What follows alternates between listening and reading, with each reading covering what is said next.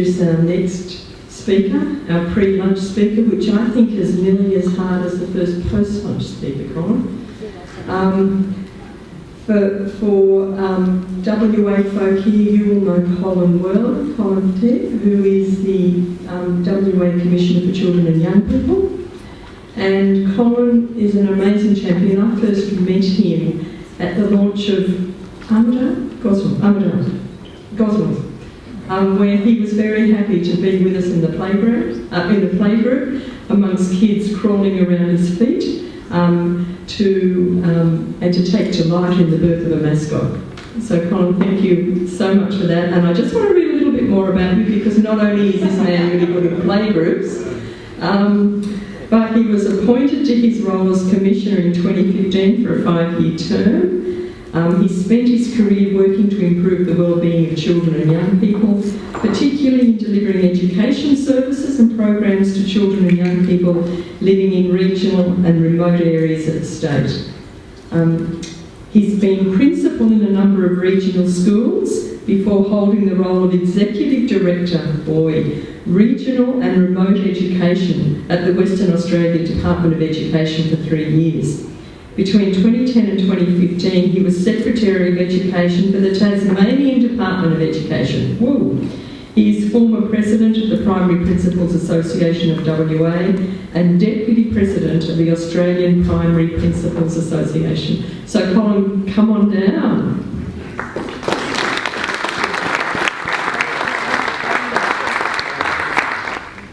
Can I also acknowledge Annie-Marie Taylor obviously did a fantastic welcome and talked a little bit, I know, having heard Annie-Marie Taylor before, about the need for us to be united in the way we perceive not only ourselves in this state but across the nation.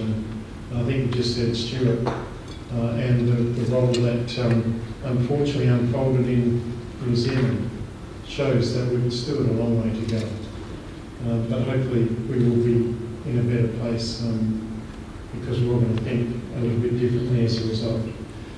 And also on behalf of children and young people in this state, particularly Aboriginal children, they are really keen for me to provide a special message to you. We talk to a whole range of children across the state, and particularly Aboriginal children, about what, if they had an opportunity to talk to important people, what would they say about their culture and about welcome and about the acknowledgement. And the response is fairly universal. The response from Aboriginal people is, can you just tell them? Sometimes they're a little more colourful in their language, but can you just tell them that if they really want to know about me and my culture, come and ask me. It is not secret, but it will help you understand the way I am. And so I'm very proud to say to them every chance I get, I pass that message on. So if you see an Aboriginal, particularly an Aboriginal child, their culture is just so important to them, as it is to large numbers of other children. And it's about asking them very proudly, what do you know about your culture and how does it help you and how does it support you into the future? For those who don't know about children and young people, we, a Commissioner for Children and Young People, have been in existence in this state for 12 years. And basically its remit is to listen to the voice of children. So we have a very clear mandate in terms of our vision statement, which we often proudly talk to all audiences about, because it goes to what you're talking about today. And it really is about, if we're going to engage young people, and as young as newborns, we actually have to listen to them. And all the mums and dads who are sitting in the audience know that even a newborn will try and express themselves in a way to you, particularly to their parents, in a way that's unique. But if you're not prepared to sit and listen to them, it's very difficult to then understand what it is they're asking. The fact they haven't got language is irrelevant. And so we need to make sure that we, at all ages, listen to children. And so I'm going to give you a bit of feedback about what young people have been telling us from as young as 2 or 3 years old, right through, and we report that on a range of ways. But this is our remit, and it's underpinned by the UN Convention for the Rights of Children. I've just put a couple of articles up there. Those articles, as you know, there are 43 articles that directly relate to children. It's a fantastic document, but as a document, it's almost foreign to most children. And in fact, it's foreign to most adults. But it's very clear that every child has a right to be part of their world, because the UN Convention, which Australia signed up to, has said we need to make sure that we do that. And the one at the bottom around education should develop each child's personality and talents to the full. I get a little bit concerned about that because as we've heard not only through today's presentation, but I hear constantly, we talk about education in a very global sense, but often it's referred to in a schooling context. And people sitting in this room know more than I do the importance of education before you hit school is just so enormous. And that's the focus I'll bring back to at the moment. So sometimes I think we need to challenge the fact that education is not about schooling. Schooling's about schooling, and education is part of that process. But education, in fact, is about how do we collectively support young people to develop their full potential. So we went out on the back of suggestions from a range of young people and said, well, how can we make this a Western Australian issue? And we talked to hundreds of young people, and they looked at the UN Convention and said, well, we think we can make that an even stronger statement, and we put that into a video which we'll show right now. I think. Western Australia has almost 600,000 children and young people under the age of 18. There's a lot of us. We need to be safe, healthy, Happy and learning. but what rights do we have? I have the right to be safe and feel safe everywhere. I have the right to be known and be me. I have the right to choose fairly and humanely. I have the right to contribute, make decisions, and be listened to. I have the right to education and lifelong learning. I have the right to explore, express, and create. I have the right to a healthy life. I have the right to play, have fun, and be active. I have the right to be loved. Everyone has a responsibility to make sure we know our rights and that we're looked after. This includes our families, our carers, People in our communities and other children and young people like us. When we know our rights, this means we can also respect the rights of others. Let's all work together to make sure WA children and young people are safe and supported. That doesn't mean that the rights of the UN rights are overlooked. In fact, they underpin that. Oddly enough, that's been our most downloaded video and used in a whole range of forums, so please feel free to use it. It's designed by children for children, and in keeping with today about reading, the kids actually designed bookmarks with their rights on it, and there are copies on the table there for anyone who'd like those to use. So please do so, because we hand them out to as many people as possible. For those not in Western Australia, I just want to present you with a little context of Western Australia, and then look at what's happening for us in terms of early reading in particular, and how you could help in terms of connecting to books and so forth. So I'm not going to spend a lot of time on this. This is ABS data. At the moment, there are around 593,000 children under the age of 18 in Western Australia. Approximately 200,000 of those are birth to 5 years old. So there's a fair chunk of very young children in this state that we're particularly talking about today. What's interesting though is that, as you've heard from Brett and from others, that if we don't get it right for these kids, a whole lot of things happen. And at the cornerstone, when I talk to medical profession, I talk to other social workers and others, the key they keep coming back to is education, but under education it's about, can the kids read? It's about, have they got the building blocks to enjoy a lifestyle that we all want them to do? And if they don't, we end up with things like this. And you would have seen these bits of data. In fact, this is in a report I'm about to table in Parliament in 2 weeks' time. But you can see, as Brett has indicated on the AEDC, 1 in 5 children are developmentally vulnerable before they hit school. 1 in 5 students are disengaged in school. And when we have a look at those children, the vast majority of them can't read or read very, very poorly. That's the one key driver for most of that. There are lots of other factors. There's family conditions, there's poverty and so forth, but it's the one key driver. The 7% in the middle, we're actually going to change, because as a West Australian, I'm quite ashamed of this. 7% of our children are living in poverty. That translates to 44,000 children in this state, under the age of 18, go home tonight with the prospect of not having a meal from or not sleeping in their own bed. So we need to have a look at how do we improve that. Brett has already said the medical profession is slowly waking up. We can invest all we like in trying to do preventative health. The best preventative health is if we invest in our children and our families to support those children who are very, very young in terms of reading to start with. And then it translates, if you don't then progress and start to adjust this when they hit school, to things like this. With over 600 children, 15 to 24 homeless.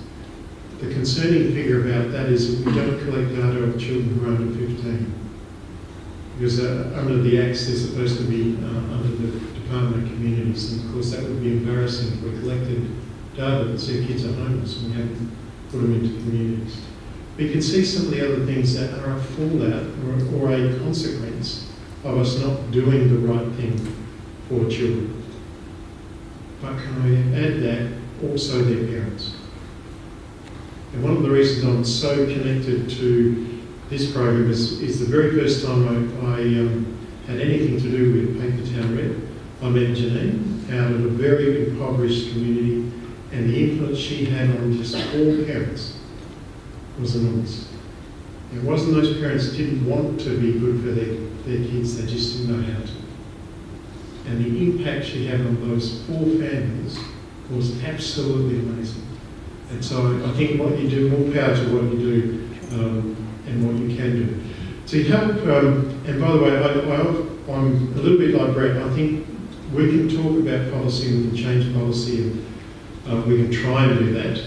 Very hard to do it. The biggest change we're going to get is people in this room infecting 1 person every day.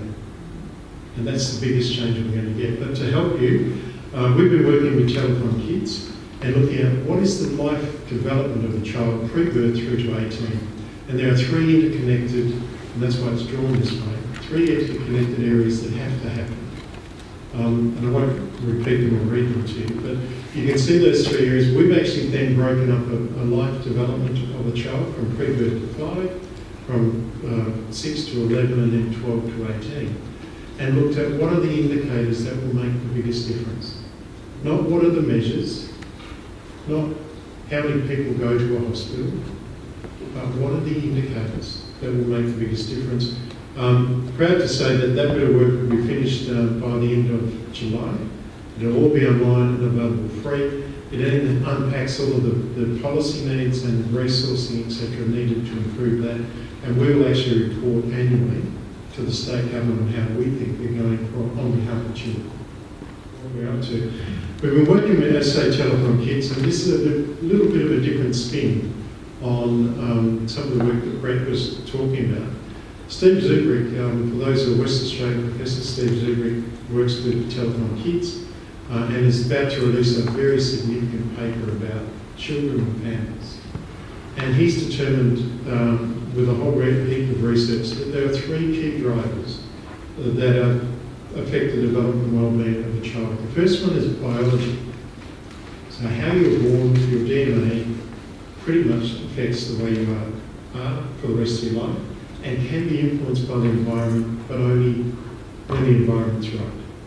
So if you think of a child who's disabled and in a chair, a wheelchair for life, they can have a life where they sit in the corner, or they can actually have an environment that supports them to be the best they can. So we need to have a look at how we do that.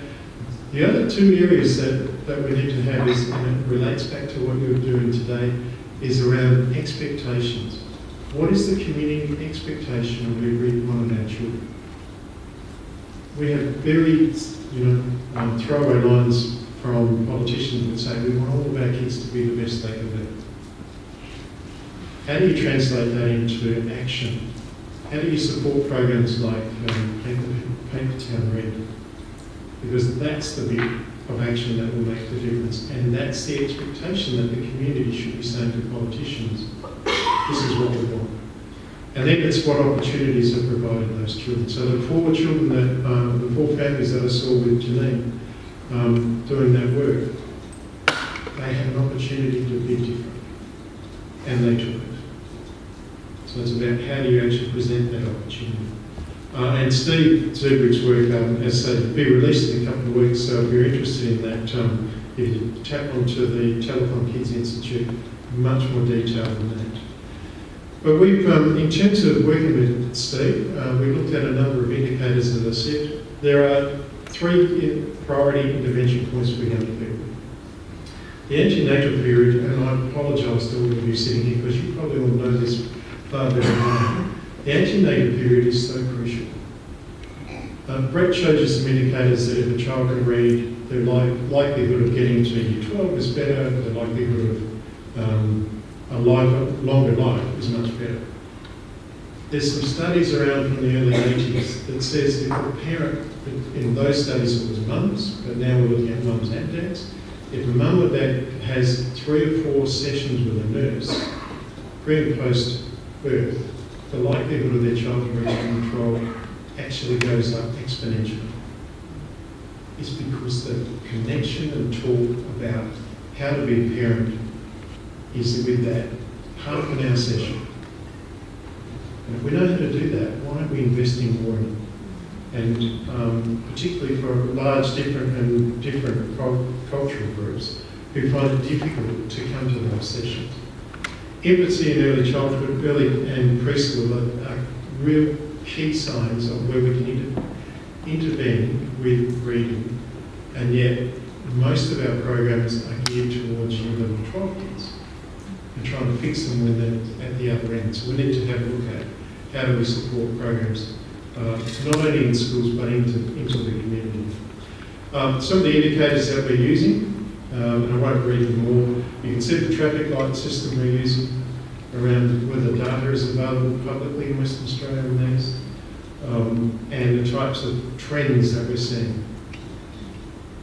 Well, what does that translate to in terms of our children? So this is just a bit of a different cut from Brett's approach, and this is ABS data. And as it says there, the children with parental involvement in reading activities in the prior week, so that the point of being asked what happened in the prior week. You can see that there's a few things that we're starting to be a little bit alarmed with, but one that's not increasing. So from 2011 to 2017, there's been little change. In fact, if anything, it's probably dipped a little bit. So what's causing that to happen? How can we actually intervene with that? And programs like Town Red and other programs that you're into will make a difference here. So how do we actually support that? When it translates for Western Australia versus Australia, particularly for 0 to 2, we can see some trends here that are starting to be of major concern. So in Western Australia, read from a book and told a story in 2011, it's gone from 80.5 down to 79.6, and yet Australia seems to be improving. So what are other states doing that we're not? What's happening for our kids in this state that's a little bit different? Watching TV, always suspect about that because I wonder whether parents are really being true, but they want to know that their kids have watched more TV than they really do. And I've checked that with my own grandkids, and I think there might be a few Furbies in that particular set of data. So it's about how do you actually influence not only the public conversation, but also underneath that, the day-to-day activities. And physical activities, as you can see there, claims that there is a slight increase. But again, we're not seeing that and we're not hearing it from kids. So it's really important that young people actually get to say what they're doing. Well, that's 0 to 2. And then in terms of entering full-time school, so this is the AEDC data. This is where we get a little bit lulled into a false sense of security. Governments look at this and say, aren't we doing terrifically? About 75 to 80% of our kids are pretty good. They're ready for school. But 25% aren't. It's nearly 200,000 kids, 150,000 kids who aren't ready for school over a period of time. Which then means they're going to be under pressure, their mental health issues, etc. So how do we improve? And we know that reading to children at a very young age from birth makes the biggest difference. So how do we get that message out? We're certainly pushing this as much as we can.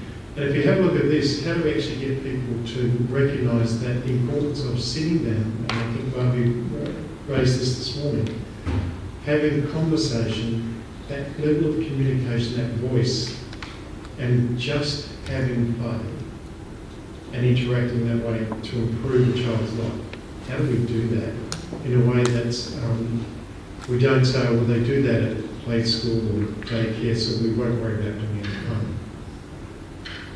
We need to actually help parents, not blame parents, into how can they actually build into that. So, in short, when we talk to kids, and this comes back from any age up to the age of 18, we always ask them, what are the most important things to you? And I'm sure some parents might find this a little bit surprising, but even at the age of 18, but certainly from the very, very young age, the most important thing to a child is their family. Even a child who's dysfunctional will always say, I know Mum waked me last night or did such and such, but can you help her get better? These are 5-year-olds talking about their mum. And it's about how do we support families to be better families into the future. Friends and community are always second, schooling is third. If you're an Aboriginal child, you always say connection to culture, and that's why I started the day by saying I'm happy to talk about culture on behalf of children and young people who are Aboriginal. But can I say, in picking up something Stuart's done, in terms of the cold children, and I agree, I think that's a really awful term, but in terms of the children who are described in that place, many of them are now telling us, we want people to understand our culture, where we're from, what our background is, what makes us tick. So it's not just Aboriginal children. And what's interesting is children raise respect and acknowledgement in a whole range of different ways, but they always raise that we want respect and acknowledgement from our adults. But they then very quickly say, and we have to show the same. So it's not a one-way street, and that's as young as 5 that are telling us things like that. Just to finish, we have a number of resources. We've asked children, how do you get engaged with school? How do you help your parents? They came up with 10 items. That's in that document. They're on the table somewhere at the back. They're available, and again, they're online if anyone would like them. But these are from young people themselves about what they want from their parents. And it's pretty much, when you read it, it lines up almost identically with the Rights of Children video. And it was done completely separate, different timing, different sets of kids. It's about, Mum or Dad, this is what I want. And kids haven't changed from that point of view. So there's a whole range of resources on our website. We're more than welcome to grab them. For those who are not from Western Australia, there is a new initiative in Western Australia which I didn't put a slide on, which you may want to chase. It's a thing called COLAB, C-O-L-A-B. COLAB is a subsidiary of Telephone Kids Institute, and COLAB is totally about bringing research into practice. And it's run by Professor Donna Cross, and it's aimed at birth to year 4, to 8-year-olds.